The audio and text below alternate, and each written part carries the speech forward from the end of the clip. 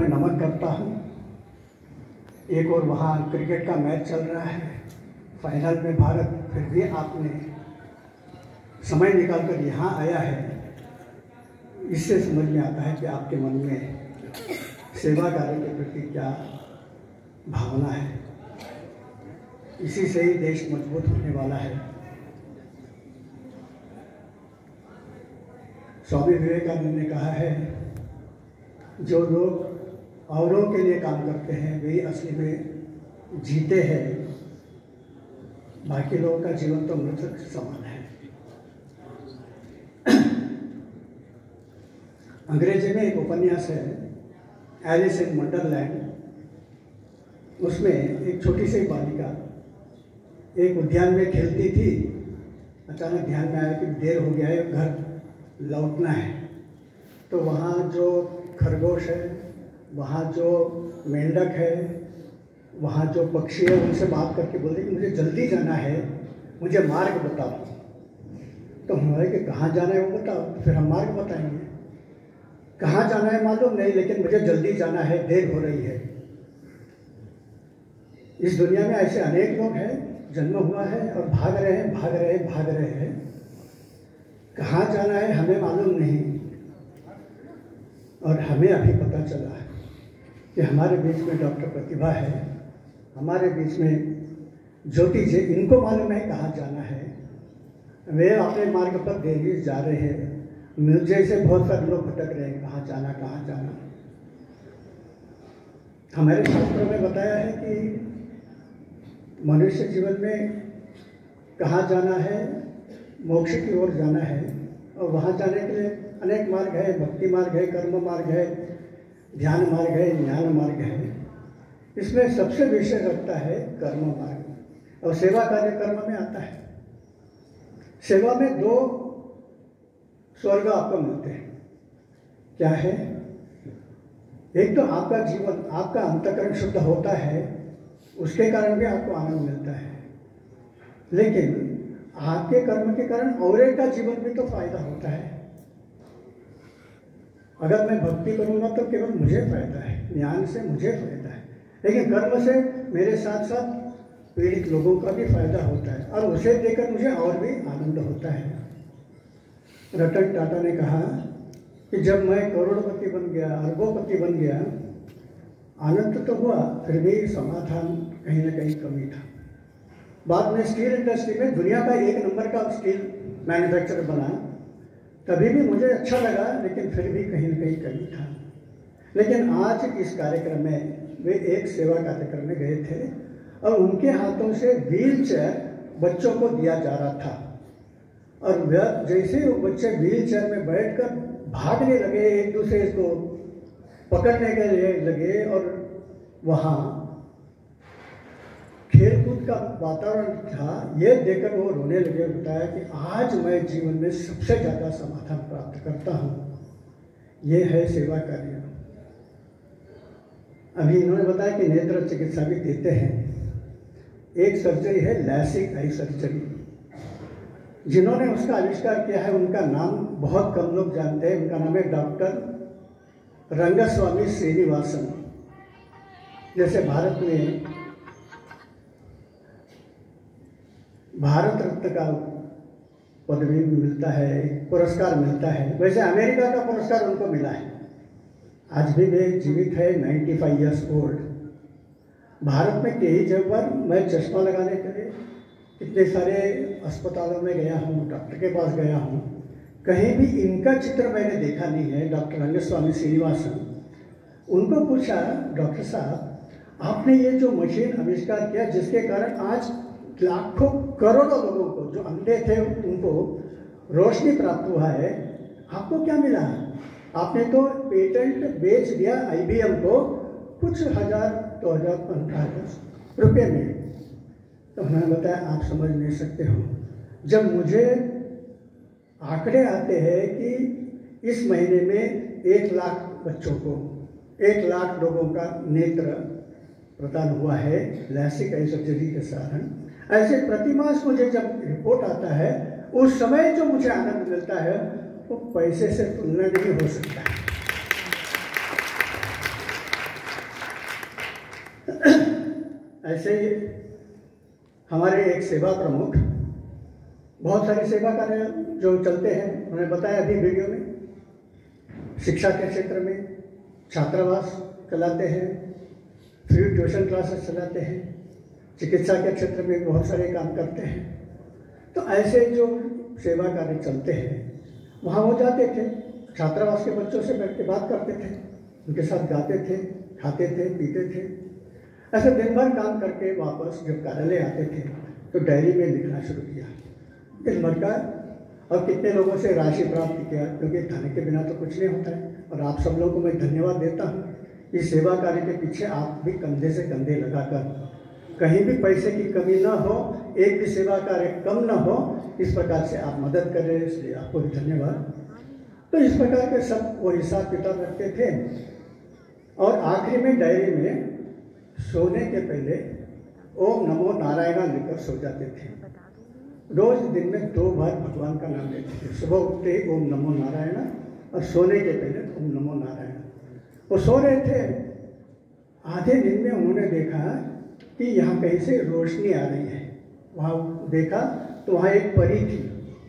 बोले कि तू कहाँ से? मैं स्वर्ग से आती हूँ। उसके हाथ में एक चमकता हुआ डायरी था। क्या लिख रही हो?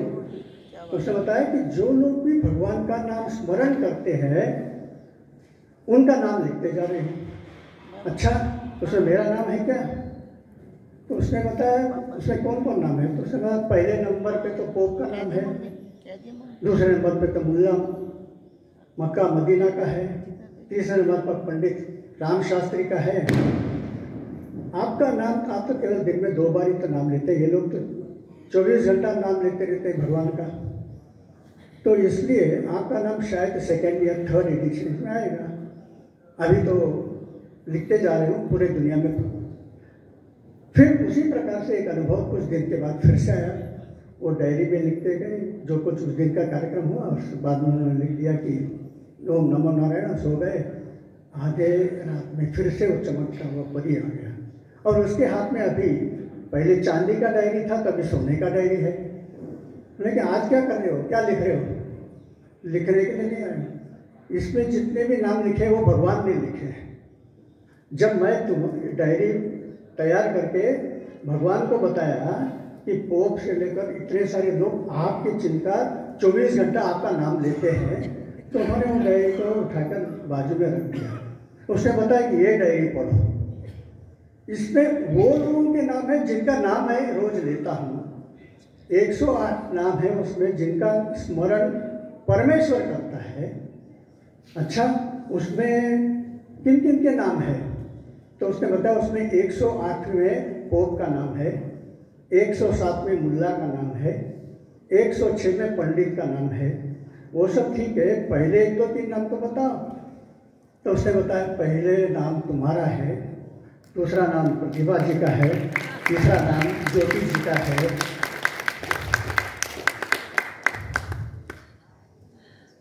हम भगवान को याद करते हैं, क्या हमारा कर्तव्य काम ऐसा है कि भगवान हमें याद करें? यह भी जीवन का एक, इसलिए स्वामी जी ने कहा कि ऐसा काम करो कि आपको लोग जीवित समझेंगे, आपके मृत्यु के बाद भी याद करेंगे। ऐसे ही थे हमारे भावराव देवदास। 1975 में जब बहुत बार उनको बम्बई आना पड़ा, तो मेरे पास प्रचारक के नाते यही काम था कि भावराव जी आते हैं तो सब काम छोड़कर 3 दिन के लिए आते थे, तो वहाँ जहाँ भी उनको जाना है उनको ले जाना। इस प्रकार से संबंध कई वर्षों तक रहा। हमारे देश में भी कुछ परंपरा है, उसको भी थोड़ा याद करना मैं समझता हूँ अच्छा रहेगा। 2000 साल पहले द्वारका समुद्र के नीचे चले गया। द्वारका तो 4000 साल पहले समुद्र में डूब गया था। एस.आर. राव ने उसका मरीन आर्कियोलॉजी किया है। 2000 साल पहले तमिलनाडु का एक शहर है कावेरी पूमपट्टिनम, वो समुद्र के अंदर चले गया। लेकिन जब उसके पूर्व वहाँ चोल साम्राज्य का वो राजधानी था। वहाँ एक व्यापारी परिवार कोवलन था, उसकी पत्नी का नाम है महासाध्वी कन्नगी। अब कन्नगी को कोई पुत्र बेटे नहीं थे, तो कोवलन ने दूसरी शादी की माधवी से, और उसके कारण उसे एक कन्या रत्न हुआ, उसका नाम है मणिमेखला। मणिमेखला के लिए मंदिर आप इंडोनेशिया में देख सकते हो, कंबोडिया में देख सकते हो। दुर्भाग्य है कि भारत में कोई जानता नहीं है मणिमेखला। जब मणिमेखला 18 साल की हुई तो चोल राज ने प्रस्ताव रखा कि मणिमेखला का विवाह मेरे बेटे के साथ होना चाहिए, और राज परिवार में वो शादी होगी, महारानी बनेगी, इतिहास में उसका नाम आएगा। तो उसने बताया मैं 3 दिन के बाद बताती हूँ मेरा निर्णय, और सीधा वहाँ कुछ मंदिरों में गई, वहाँ के बुद्ध विहार में गई और भिक्षुणी बन गई, सारे बाल कटवा लिए, अक्षय पात्र लेकर अपने ही घर में भिक्षा मांगने के लिए आई। तब सारे लोगों को पता चल गया कि इसका मन संसारिक जीवन में नहीं है, सेवा कार्य में है। तो पूछा कि कारण क्या अचानक हुआ। उसने बताया कि दूर इंडोनेशिया में, जावा में भीषण अकाल आ गया है। ये जो मैं बता रहा हूँ ऐतिहासिक बात है, वहाँ के इतिहास में जो लिखा है वो बता रहा हूँ। तो भीषण वहाँ अकाल, और हम लोग इतने सालों से वहाँ व्यापार करके हम लोग यहाँ बहुत समृद्ध हो गए हैं, लेकिन हमारा उनके साथ नाता है। जब वे पीड़ित है तो मुझे महारानी नहीं बनना है, वहाँ जाकर सेवा करना है। आप जितने भी पैसा दे सकते हो दे दीजिए, मैं वहाँ जा रही हूँ। तो देवी मणिमेखला यहाँ से श्रीलंका से सिंगापुर होते हुए जावा गई। ये दुनिया की first nurse of the world. लेकिन भारत में कहीं भी उसका नाम नहीं, उसका स्टैचू नहीं, उसकी पुतला नहीं, उसके टेक्स्ट बुक में उसका नाम नहीं, उसका फोटो तक मैंने नहीं देखा है। जरा इंटरनेट पे देखिए, अक्षय पात्र लिए हुए वो प्रवास करते हुए दिखाई देगी। अब सेवा न्यास से मैं अनुरोध करूँगा, आप मणिमेखला का नाम कम से कम 10 कॉलेजेस में पहुँचे, इस प्रकार से कुछ काम करिए। कम से कम उसका एक फोटो निकालिए, फ्रेम करके 10 नर्सिंग कॉलेज को भेज दीजिए। अगर हो सके तो संस्कृत में एक कविता बनाइए मणिमेखला का, दीजिए। धीरे धीरे जो स्नोबॉल इफेक्ट होगा, आगे चलकर भारत भर दुनिया में लोग जब शपथ लेंगे नर्सिंग कोर्स में, तो मणिमेखला के नाम पर लेंगे। ये हम कर सकते हैं। कोई भी अच्छा काम छोटे कदमों से शुरू होता है। Journey of A 10,000 miles start with a single step. इसके लिए कुछ लोग को PhD करना पड़ेगा। मणिमेखला के नाम पर शोध जो भी करेगा उसको हम अनुसंधान देंगे, ऐसा आप घोषित कर सकते हो। धीरे धीरे कई यूनिवर्सिटी इसके सामने आ जाएंगे, तो एक उसके लिए इकोसिस्टम हम तैयार कर पाएंगे, तब दुनिया भी इसको मानेगी। दूसरा एक नाम आता है, भारत और चीन के बीच में संबंध उतने अच्छे नहीं हैं, भविष्य में अच्छे होंगे। कुछ साल पहले अच्छे थे। रोटरी क्लब ऑफ बैंकॉक में जब मैं भाषण दे रहा था उनके एनुअल प्रोग्राम में, तो मैंने बताया कि सारे व्यापारियों के सामने कि देयर इज, उस समय जो मैनेजमेंट में सिखाया जाता था TQM, टोटल क्वालिटी मैनेजमेंट, और मेरा विषय था बियॉन्ड TQM। और लोगों ने बताया ऐसा कोई चीज़ नहीं, मैं बताता हूँ क्या चीज़ है। बियॉन्ड TQM है वो वसुधैव कुटुंबकम। मैंने उनको धीरे धीरे उसको समझाया। प्रश्नोत्तर में एक ने पूछा, तुम बताते हो कि संपूर्ण विश्व हमारा परिवार है, क्या कभी भारत और चीन के बीच में संबंध आ सकता है? सामने रोटरी क्लब के इंटरनेशनल कॉन्फ्रेंस, सभी देश के लोग बैठे हैं, बैंकॉक इंटरनेशनल शहर, वहाँ भी सभी देश के लोग आते हैं। और यहाँ प्रश्न पूछा है, क्या कभी भारत और चीन के बीच में संबंध हो सकता है? तो मैंने बताया भारत और चाइना 5000 वर्ष पुराना है, और भारत और चीन के बीच में 3000 किलोमीटर का बॉर्डर है। इस 5000 वर्ष में और 3000 किलोमीटर में 1962 को छोड़कर मुझे बताइए कभी बड़ा युद्ध हुआ है क्या? सब लोग खोजने लगे, ध्यान में नहीं आया कोई युद्ध हुआ है। जब तक भारत एक हिंदू राष्ट्र था और जब तक चाइना टाओइज्म को मानता था, कन्फ्यूशियस को मानता था, भगवान बुद्ध को मानता था, भारत और चाइना के बीच में कभी युद्ध नहीं हुआ। 1962 इसलिए हुआ कि भारत अपने धार्मिक मार्ग से निकलकर वो सोशलिज्म के पास चल गया और चाइना अपने कन्फ्यूशियस को भूलकर कम्युनिज्म पे गया। वरना एक हिंदू भारत और एक चाइनीज बौद्ध चाइना में कभी युद्ध नहीं हुआ। तो इतनी अच्छी तरह से उन्होंने स्वागत किया, उनको बहुत अच्छा लगा। तो ये है हमारा सेवा कार्य से बहुत कुछ होता है। तो इस प्रकार के बीच में कुछ नाम याद आते हैं जिन्होंने भारत और चीना के बीच में इतना बड़ा संबंध बनाया। उसमें से एक है आधुनिक काल में डॉक्टर द्वारकानाथ कोटनिस। चाइना से पहले जो आए थे चौवन लाए और आखिरी में अभी आए थे कुछ साल पहले तक। जो भी चीन से राष्ट्रपति या प्रधानमंत्री आता है, दिल्ली के कार्यक्रम के बाद वो सीधा बम्बई आता है। दिल्ली के कार्यक्रम में राजनीतिक संबंध, आर्थिक संबंध के ऊपर कहीं ठंडा, कहीं छांव, कभी गर्मी, सब प्रकार के अनुभव आए होंगे उनको, कहीं मीठा कहीं कड़वा अनुभव। लेकिन वो बम्बई आते हैं। बम्बई में एक परिवार है, 93 ईयर ओल्ड 2 महिलाएं हैं। उनको बताते हैं आपके भाई डॉक्टर द्वारकानाथ कोटनिस को हम अभी तक नहीं भूले हैं। द्वारकानाथ कोटनिस एक डॉक्टर थे, सोलापुर के थे। उनके ऊपर शांताराम ने एक पिक्चर बनाया है, कोटनिस की अमर कहानी। 1930 के दशक में जब जापान ने चाइना पर आक्रमण किया था और वहाँ के बहुत सारे लोग मर रहे थे, रोग पीड़ित हुए थे युद्ध के समय, यह डॉक्टर वहाँ चले गया। हजारों लोगों ने उसको बताया कि वहाँ जाके क्या करोगे, चाइनीज लोगों को लगेगा कि तुम जापानीज एजेंट हो इसलिए वो मार डालेंगे, जापानीज लोगों को लगेगा कि तुम चीन के ओर से आए हो वो मार डालेंगे। तो वहाँ किस लिए जाते हो?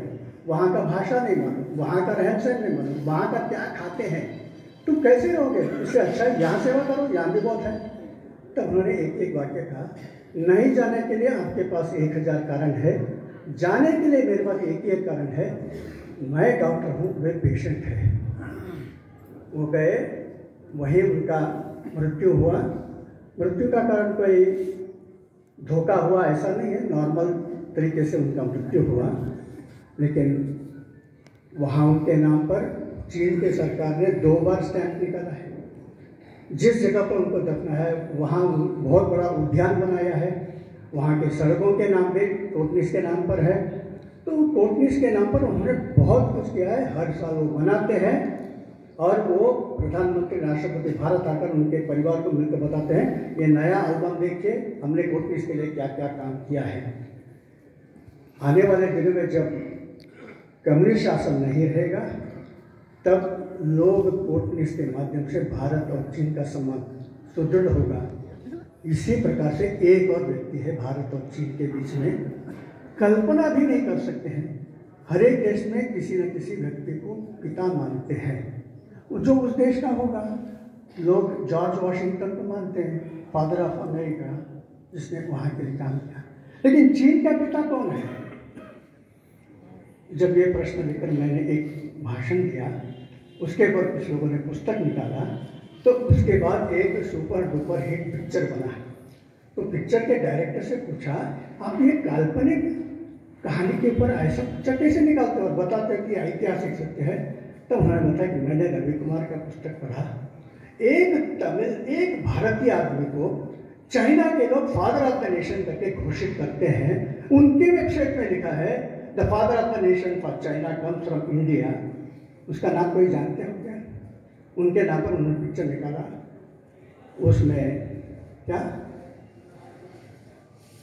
जोर से बोलेंगे तो सबको पता चलेगा, वरना आपके पास इंटरनेट तो है ही, देख सकते हैं। The first patriarch of China, उसका नाम है Bodhidharma. He was born in Kanchipuram, और दावे के साथ कह सकता हूँ कि ये पिक्चर आने के पहले कांचीपुरम में भी 2% लोगों को मालूम नहीं होगा, भारत में भी लोगों को मालूम नहीं। बोधिधर्मा को चाइना के लोग द फर्स्ट पेट्रियार्क, पेट्रियार्क का मतलब बाप, पिताजी, फादर ऑफ द नेशन मानते हैं। क्यों? क्योंकि जब वहाँ लोग रोग पीड़ित थे, उनकी सेवा के लिए इन द 5th सेंचुरी, 5वीं शताब्दी में भारत से वहाँ गए थे। ये एक बार नहीं, ऐसे अनेक बार है। जापानीज लोगों से बात करेंगे तो बताएगा कि बोधि सेना के बिना तो हमारा कोई जीवन ही नहीं है। जिसको भी हम जापानीज कल्चर कहते हैं, जिसके ऊपर हम दुनिया भर में जाकर बताते ये हमारी संस्कृति है, हम लोग जानते हैं देने वाला मदुरई का बोधि सेना है। जो लिपि हम लिखते हैं वो भी तमिल और संस्कृत के आधारित है। कटाकाना स्क्रिप्ट वो भी बोधि सेना ने दिया है, और जब तक जापानीज भाषा रहेगी, जब तक कटाकाना रहेगी, तब तक बोधि सेना को हम याद करते रहेंगे। उन्होंने बताया यह इस प्रकार के भी बहुत सारे सेना, एक एक देश के बारे में हम बता सकते हैं। हमारे पूर्वजों ने बहुत बड़ा काम किया, लेकिन आज क्या किया है? ऑपरेशन दोस्त आप समझते हो, पिछले साल बहुत बड़ा भूकंप आया था अर्थक्वेक टर्की में, और जैसे वहाँ अर्थक्वेक आया 2 घंटे के अंदर हमारे प्रधानमंत्री ने वहाँ के लोगों को फ़ोन करके बताया हम आपके लिए इस क्षण में, इस विपदा में साथ खड़े हैं, और हमारे यहाँ से प्लेन आ रहा है आपको मदद के लिए। टर्की हमेशा भारत के खिलाफ वोट दिया है, पाकिस्तान के साथ समर्थन में कश्मीर के मुद्दे पर। लोग कहते हैं विराट कोहली से पूछेंगे तो T20 का नाम लेता है, नरेंद्र मोदी G20 का नाम लेता है, तो पाकिस्तान और टर्की तो 420 का नाम लेता है। उसको क्यों मदद करते हो? तो हमने बताया कि हमारी एक सभ्यता है, हम सरकार के नाते नहीं, वहाँ के लोगों के लिए मदद करते हैं। हमने यहाँ से प्लेन में उनके लिए आवश्यक बहुत सारे वस्तुओं को भेजा। 5 दिन के अंदर जो बच्चा मलबे में पड़ा है उसको नहीं देखा है तो मर जाएगा, इसलिए हमारा जो प्लेन है 12 घंटे के अंदर वहाँ पहुँच गया राहत कार्य करने के लिए। उसके लिए जो स्पेशल कुत्ते होते हैं जो सूंघते हुए पता करते हैं कि यहाँ जीवित आदमी है, उसके लिए जो मिलिट्री लोग हैं, उसके लिए नर्सेस है, सब स्क्वाड वहाँ चले गया। ऐसे अनेक प्लेन वहाँ और सीरिया में हमने भेजकर उनको मदद किया, और 10 दिन के बाद वापस आना था। उस समय एयरपोर्ट में इतने टर्की के लोग आकर खड़े हो गए थे, रो रहे थे, बिना बुलाए आपने हमारी सेवा की, यहाँ के लिए आपके पास जो आपने तिरंगा यहाँ लगाया है ना, वो हमें दे दीजिए। तो इन्होंने अपना तिरंगा उठाकर उनको दिया। वो आज तक वो पूजा घर में रखकर उसको देखते हैं। भारत और टर्की के बीच में आने वाले वक्त में बहुत बड़ा मैत्री का संबंध बनेगा, क्योंकि व्यर्थ नहीं जाएगा सेवा करना। ऐसे भी बहुत सारे देशों के संदर्भ में आधुनिक उदाहरण है। यूक्रेन में जब युद्ध हो गया था तो वहाँ के पाकिस्तान के बच्चे भी, हजारों बच्चे भारत का झंडा लेकर हमें भी बचाइए, यूक्रेन से लाइए। तो हमने इतने सारे विमान बेचकर श्रीलंका के, नेपाल के, बांग्लादेश के, पाकिस्तान के सभी देशों के बच्चों को हमने भारत लाया।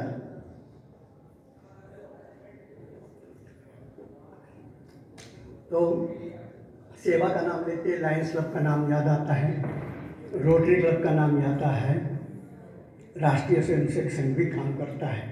हमारी सेवा भारती के नाम पर 2 लाख से भी अधिक सेवा कार्य भारत में चल रहा है।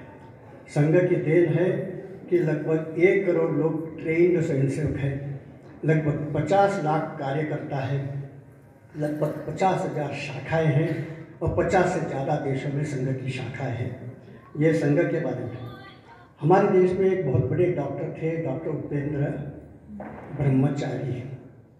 एक समय जब काला अजहर नाम का जो बहुत ही, उन्होंने बताया सांप बच्चों काटते हैं, तो उसके लिए जो उन्होंने दवा निकाला, उसके कारण दुनिया के बहुत सारे लोगों के लिए राहत हुआ मिला। उनका नाम 6 बार नोबेल प्राइज़ के लिए गया, लेकिन हमें मालूम है नोबेल प्राइज़ नहीं देंगे, भारत को कैसे देंगे, उनको नहीं मिला। डॉक्टर येल्लाप्रगडा सुब्बाराव, जो फॉलिक एसिड उन्होंने बनाया, जो मेथोट्रेक्स्ट्रेट दवाई बनाई, आज भी उपयोग में आता है। 1948 में वो तो स्वर्गवास हो गए थे, उनको कम से कम 2 नोबेल प्राइज़ मिलना चाहिए था, नहीं मिला। लेकिन उनके कारण हजारों लोगों की राहत हुई है। ऐसे अनेक लोग भारत के हैं जिनको नोबेल प्राइज़ इसलिए नहीं दिया गया क्योंकि हम लोग उनके नाम तक नहीं जानते हैं। जब रॉयल सोसाइटी में मुझे बुलाया और मुझे वहाँ भाषण किए, और जब मैंने ऐसे कुछ प्रश्न उनके सामने रखे तो बोला कि तुम्हारे देश के लोग तुम्हारे बारे में, इसके बारे में याद नहीं करते हैं, तो हम क्यों करें। इसके लिए एक आदमी ने भी इनके ऊपर PhD किया है क्या एक लेख भी लिखा है क्या विदेश में कि भाई इनको क्यों नोबेल प्राइज़ नहीं मिला। जब आपके लोग आवाज़ उठाएंगे जरूर इनको रिट्रोस्पेक्टिव इफेक्ट, इनको या आने वाले बहुत सारे भारतीयों को नोबेल प्राइज़ मिल सकता है, जरा आपके देश के लोगों को जगाइए। तो ये भी काम न्यास के वो करना होगा। तो अभी सुबह बता रहे थे कि विदेश वो हमेशा जाते रहते हैं, हर साल 1 महीना विदेश में जाते हैं, जिनके बगल में ही है, और बता रहे हैं वहाँ सुइसाइड करने वालों की संख्या बढ़ रही है क्योंकि साइकोसोमैटिक डिजीज। आपको कुछ नाम, बड़े बड़े नाम बताते हैं। भारत में तो गुरुदत्त एक फिल्म एक्टर डायरेक्टर था, वो भी तो उस वक्त ये कमिटेड सुइसाइड। ये बड़े जो नाम है, एलन ट्यूरिंग जो फादर ऑफ कंप्यूटर साइंस माना जाता है, he committed suicide by taking cyanide. Ernst Hemingway बहुत बड़े लेखक है, उनको नोबेल प्राइज़ मिला है, he committed suicide by shooting himself. Marilyn Monroe बहुत बड़ी फेमस एक्ट्रेस थी, आप उसके समय 1 नंबर की, शी कमिटेड सुइसाइड। तो ऐसे बहुत सारे लोग हैं, इन सब लोगों के लिए राहत कहाँ से मिलेगा। आज भी युद्ध हो रहा है, भयानक वातावरण है सीरिया में, लाखों लोग वहाँ मर रहे हैं। सऊदी अरेबिया और यमन के बीच में युद्ध हो रहा है। ईरान के साथ लड़कियाँ हिजाब फेंक रहे हैं, उनमें से कई लोग गायब हैं। चीन में से बहुत सारे बड़े बड़े उनके फॉरेन मिनिस्टर गायब हैं, उनका डिफेंस मिनिस्टर गायब है, उनके कई लोग गायब हो गए हैं। अलीबाबा जैसे बड़ी कंपनी का जो मालिक हो कहाँ है मालूम नहीं। ऐसे सब वातावरण में दुनिया को मार्ग दिखाने का काम किसने करना चाहिए। शांति का मार्ग कौन दे सकता है।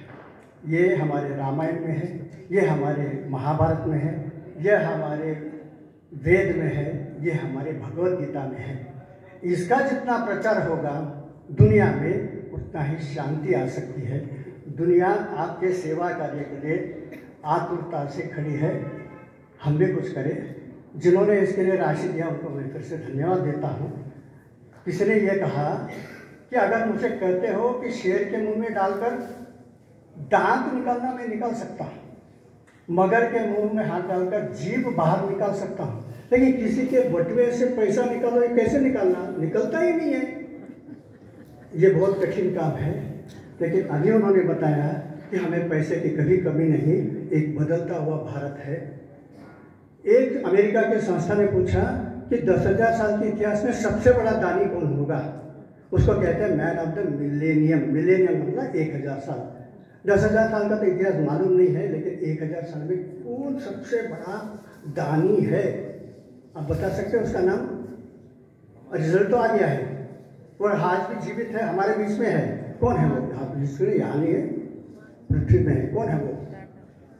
एक भारतीय है। 1000 साल में इस प्रकार का कोई नहीं, मैन ऑफ द मिलेनियम। उसकी कीर्ति यह है कि जिस दिन वो नौकरी किया शुरू किया, उस दिन से लेकर रिटायरमेंट तक एक भी दमड़ी अपने लिए नहीं रहा, पूरा का पूरा चैरिटी में दे दिया, दूसरों के लिए, कल्याण के लिए। बताइए उसका नाम। तो पूछते हैं कि वो जिंदा कैसा है। तो अपने वैयक्तिक जीवन के लिए वो लोगों के बूट पॉलिश करता था, वो छोटे छोटे रेस्टोरेंट में जाकर बर्तन साफ करता था। इन प्रकार के वो वैसे इंटरनेशनली फेमस आदमी है, बहुत बड़ा लाइब्रेरी में वो इंचार्ज है, उसके लेख विदेश के मैगजीन में छपते हैं, और एक दमड़ी अपने लिए उसने नहीं लिया। बताइए उसका नाम और कौन से शहर का है। अभी भी वो जीवित है, अभी शायद 85-90 ईयर का होगा। तो उन्होंने बताया कि दुनिया में ढूंढने से भी ऐसा एक व्यक्ति नहीं मिला, इसलिए उनको उन्होंने पैसा लाकर दिया, करोड़ों रुपया, उसे भी उसने दान में दे दिया। रिटायरमेंट बेनिफिट जितने भी पैसे में वो भी दान में दे दिया।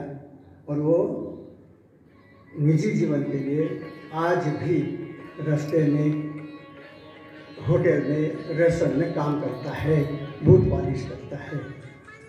ऐसे भी लोग हैं, ऋषि के लोग। तो ये हमारी एक परंपरा मैंने बताया कि प्राचीन काल में मणिमेखला थी, और आज भी इनका नाम बता देता हूँ। उसका नाम है कल्याण सुंदरम, तिरुनेलवेली का है। ऐसे शायद यहाँ भी कोई होंगे। न्यास का काम है कि जो गुप्त रूप से बहुत सारे सेवा कार्य कर रहे हैं, इन लोगों की एक सूची बनानी चाहिए। और दुनिया में एक और है, आपने श्रीधर वेम्बू का नाम सुना होगा। श्रीधर वेम्बू का हेड ऑफिस, वो भारत के 49th रिचेस्ट पर्सन। कितने लोग जानते हैं श्रीधर वेम्बू का नाम? One of the richest person in India. और उनका एक कंपनी है जोहो, उसका हेडक्वार्टर्स था अटलांटा, लेकिन वो अपना हेडक्वार्टर्स बदल दिया और कन्याकुमारी के एक छोटे से गांव में रहता है। उसके कारण गांव के जो बैंक है उसकी समृद्धि बढ़ गई है। जब बैंक मैनेजर के पास करोड़ों रुपए आता है तो वहाँ के गरीब लोगों को तो मदद करेगा ही। आजकल के इंटरकनेक्टेड वर्ल्ड में ये क्या फर्क पड़ता है कि आपका हेड ऑफिस कहाँ है? वो दिल्ली में होना चाहिए, मुंबई में होना चाहिए, कलकत्ता में होने की क्या जरूरत है? आप लोग भी अपना हेडक्वार्टर्स गांव में क्यों नहीं ले जाते हो? जब गांव के बैंक में पैसे आने जाने लगता है, और इंटरनेट होने का जोहो का जो वो श्रीधर वेम्बू बोलता है, मैं कन्याकुमारी बैठा हूँ, मुझे मिलने के लिए बड़े बड़े लोग करोड़पति वहाँ आते हैं, मिलते हैं, मुझे कोई फर्क नहीं पड़ता है। इंटरनेट है, मैं दुनिया भर के बात करता हूँ। मैंने अपने सारे मैनेजर को बताया, आप लोग भी घर से जाके काम करो, इससे तुम्हारे परिवार के लोग भी सुखी होंगे, मेरा इंफ्रास्ट्रक्चर खर्चा कम हो जाता है। ये एक नई सोच लाने की जरूरत है कि can we shift our headquarters to some smaller places. क्यों? आज इनइक्वालिटी का एक उदाहरण देकर मैं समाप्त करता हूँ। वो है, आप हैदराबाद ले लीजिए, बेंगलोर लीजिए, वहाँ का इंफ्रास्ट्रक्चर खराब होने का एक कारण है कि वहाँ के प्रांत का 60% पैसा एक शहर में आता है और बाकी पूरे प्रांत में 40% पैसा निकलता है। लेकिन इलेक्शन में 10 सीट हैदराबाद के पास और 80 सीट अन्य पूरे प्रांत में। तो इसके कारण जो भी जीत कर आता है वो पैसा तो निकाल लेता है हैदराबाद से और बेंगलोर से, लेकिन वहाँ नहीं खर्चा करेगा। गांव में खर्चा करने से मुझे वोट मिलता है, मुझे सीट मिलता है। ये 10 सीट नहीं मिला तो चलेगा। इसके कारण बहुत सारे इनइक्वालिटीज होते हैं। इनइक्वालिटी को दूर करना भी हमारा सेवा कार्य है। दुनिया भगवत गीता चाहती है, छोटे छोटे रील्स बनाकर आप गीता और रामायण डालिए, अरबी भाषा में डालिए और चाइनीज़ भाषा में डालिए। 10-20 साल के अंदर भारत विश्व गुरु बन सकता है। जय श्री राम।